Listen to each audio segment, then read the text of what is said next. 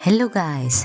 तो आज जो सीरीज हम एक्सप्लेन करने जा रहे हैं उसका नाम है हेल्स पैराडाइज, एपिसोड नंबर 3।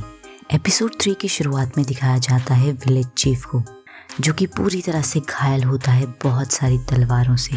वहीं गाबेमारू बताता हुआ दिखाई दिया जाता है कि चीफ को चाहे किसी चीज से भी स्टैब्ड हो, चाहे वो स्वॉर्ड हो, चाहे वो एरोज हो, वो एकदम से हील कर जाता था।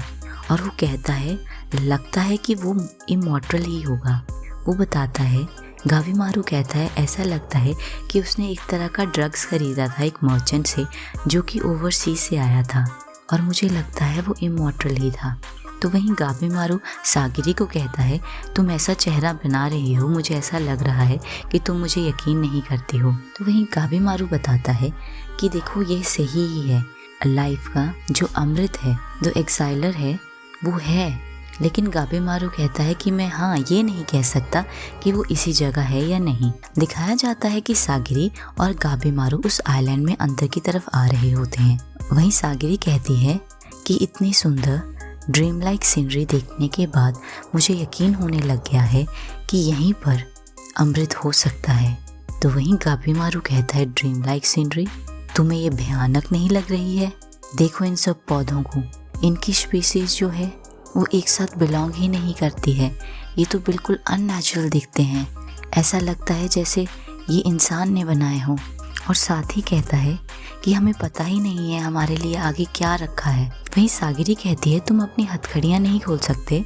तो वहीं गाबेमारू कहता है, सीरियसली क्या तुम मुझे एलेक्सर को इन हथकड़ियों के साथ ढूंढने भेजना चाहती हो? वहीं सागिरी कहती है, तुम्हारा ओपिनियन बिल्कुल भी मायने नहीं रखता, और मेरी ड्यूटी है कि मैं तुम पे वॉच रखूं, ये श्योर करूं कि क्रिमिनल जो है जिसे मैं कंपनी कर रही हूं वो मुझे डिसोबे ना करे और भाग ना जाए। मैं तुम पे ब्लाइंड फेथ नहीं कर सकती हूं। तो वहीं सागिरी उसे कहती है कि इनको दोबारा पहनो, और सागिरी उसके ऊपर तलवार रख देती है और कहती है, इन्हें पहनो दोबारा। वहीं सागिरी कहती है, लगता है तुम्हें कोई फॉल इम्प्रेशन हो गया है, मैं एक एग्जीक्यूशनर हूँ, मैं तुम्हारी साथी नहीं हूँ।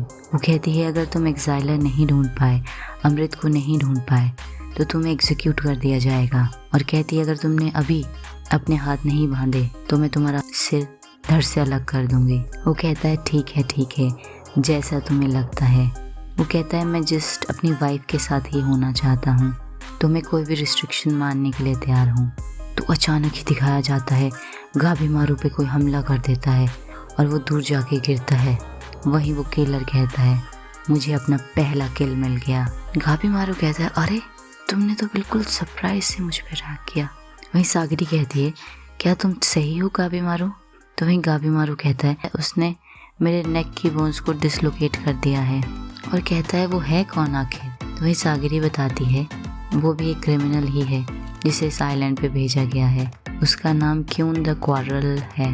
रजिस्ट्री के अकॉर्डिंग वो बहुत ही ज़्यादा फेरोशियस वॉरियर मॉन्क है, और वो अपनी ट्रेनिंग के बीच में ही था। उसने 100 से भी ज़्यादा लोगों के हथियार चुराए हैं और उसके बाद उन्हें मार दिया है। तो गाबेमारू कहता है, नहीं, मैं ऐसा नहीं कह रहा हूँ, मैं कह रहा हूँ उसके हाथ में हथकड़ियाँ क्यों नहीं हैं? तो वहीं सागिरी कहती है, तुम इसके बारे में चिंता मत करो। और वहीं वो दूसरे आसमान को कहती है कि इसकी हथकड़ियों को क्या हुआ सर किशाओ? वहीं आसमान किसाओ से कहता है, सागिरी कोई भी इस रूल को नहीं मान रहा है। वहीं गाबेमारू कहता है, देखो। तो वहीं वो क्रिमिनल कहता है, क्या तुम गाबेमारू, तुम मुझे इग्नोर कर रहे हो? और वो कहता है, ठीक है, मैं अपनी बेस्ट फेमस स्वॉर्ड्स को तुम्हारे ऊपर टेस्ट करूँगा। और कहता है, वेपन तभी शाइन करते हैं जब उनमें खून लगता है। और कहता है, थोड़ी ही देर में तुम्हारी पूरी की पूरी बॉडी इस ब्यूटी को लर्न करेगी। तो वहीं उसे गाबेमारू कहता है, अगर तुम सब के सब क्रिमिनल से फाइट करोगे तो क्रिमिनल्स तुम्हें टेक ओवर कर लेंगे। वहीं वो क्रिमिनल कहता है, इसीलिए मैं कर रहा हूँ, पहले मैं सारे के सारे क्रिमिनल्स को मारूंगा और उसके बाद मैं एलेक्सर को ढूंढूंगा, अमृत को ढूंढूंगा। और कहता है, मैं तुम्हारे साथ शुरू करूँगा गाबेमारू। वहीं गाबेमारू कहता है, ये सच में दर्द का ही विषय है, मैं ये नहीं करना चाहता, मैं अपनी पत्नी को सैड नहीं करना चाहता, लेकिन मेरे पास कोई चॉइस ही नहीं है, लगता है मुझे तुम्हें मारना ही पड़ेगा। तो वहीं उसे सागिरी कहती है, अपनी हथकड़ियाँ पहनो पहले। तो वहीं गाबी मारू कहता है, क्या तुम मुझसे जोक कर रही हो कोई? वहीं दिखाया जाता है वो क्रिमिनल उसके ऊपर एकदम से प्रहार करता है। वहीं वो क्रिमिनल कहता है, मैं तुम्हारे ऊपर अपने सारे के सारे वेपन टेस्ट करूँगा। दिखाया जाता है वो एक दूसरे से लड़ते हैं। वहीं गाबी मारू उसे एक सिंगल ब्लो से ही डिफीट कर देता है। तो दिखाया जाता है क्रिमिनल दोबारा उठता है और वो कहता है, तुम्हारी स्किल बहुत लेजेंडरी है गाबी मारू। लेकिन वो कहता है इतनी ज़्यादा लेजेंडरी भी नहीं है कि वो मेरे आर्मर के अंदर घुस जाए। वो क्रिमिनल कहता है, मुझे अलाउ करो, मैं तुम्हें टीच करूँगा कि कैसे इन वेपन्स को यूज़ किया जाता है। तभी दिखाया जाता है सारे के सारे वेपन्स क्रिमिनल के अंदर घुस गए होते हैं। और गाबी मारू कहता है, ये क्या वेस्ट ऑफ टाइम है, चलो अलग सर को ढूंढते हैं। और साथ ही कहता है, देखो मैंने अपनी हथकड़ियाँ अपने हाथों में ही लगा रखी हैं, चलो चलते हैं। वहीं दिखाया जाता है वो एसमोन उस क्रिमिनल का गला काट देता है और कहता है, मैं वापस घर जा रहा हूँ। तो वहीं गाबी मारू कहता है, क्या हम लड़ने वाले नहीं हैं? तो वहीं वो एसमोन कहता है, मैंने तुम्हें बताया ना, एसमोन ना ही तुम्हारे दोस्त हैं ना ही तुम्हारे एनिमीज़ हैं। अगर जिस भी क्रिमिनल के वो इंचार्ज हैं वो मर जाता है तो हमें सिर्फ उनका सिर अपने हाथों में लेके वापस जाना है। और साथ ही कहता है, मैं जाके एक अच्छा सा बात लूँगा। तो वहीं सागिरी उसे कहती है, सर किशाओ, याद रखना इस आइलैंड में 60 लोग हैं, अपना ध्यान रखना। तो वहीं किशाओ कहता है, तुम्हारे पास टाइम है दूसरे लोगों की चिंता करने का? और कहता है, मैं बहुत जल्दी ही इस मेस से बाहर निकलने जा रहा हूँ। और साथ ही कहता है, क्या तुम उसके हाथों को बांध के सोच रही हो कि तुम्हारे दिमाग को पीस मिलेगा? तो तुम इडियट हो, तुम्हारे साथ जो है वो एक मर्डर है। और साथ ही बताता है, कुछ ही घंटे हुए हैं अभी बोट्स को यहाँ आए हुए, और तुम्हें यकीन नहीं होगा कि मैंने आखिर क्या देखा है कि कुछ लोग पहले ही अपने कंपटीशन को ख़त्म कर रहे हैं उस जगह पे पहुँचने से पहले ही। वहीं वो आसमान कह रहा होता है, मेरे शब्दों को याद रखना, सिचुएशन बदलती जा रही है। आने वाले कुछ घंटों में जो किसी ने सोचा नहीं होगा वो होगा। आधे से ज़्यादा क्रिमिनल मारे जा चुके हैं और उसके आगे आधे और मारे जाएंगे, कुछ ही बच पाएंगे। और बताता है, मैंने सुना है हथौड़ी के मैसेंजर फ्लू ऑफ कर गए हैं ईगा में।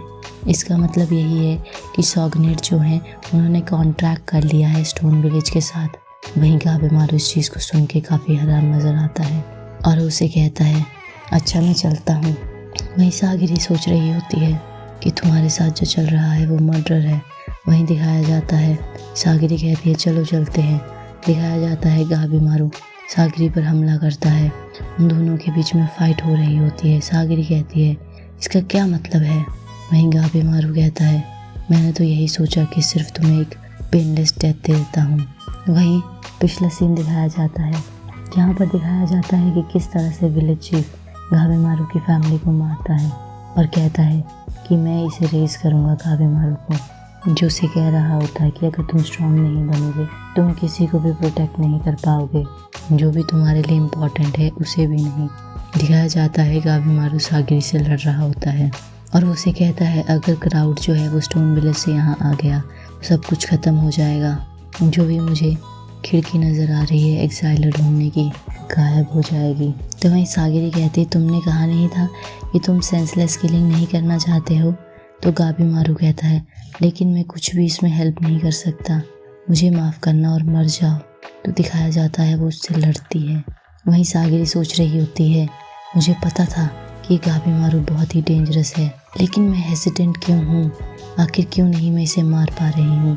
वहीं गाबी मारू भी सोच रहा होता है, आखिर मैं क्यों रुक रहा हूँ, क्यों मैं होल्ड बैक कर रहा हूँ।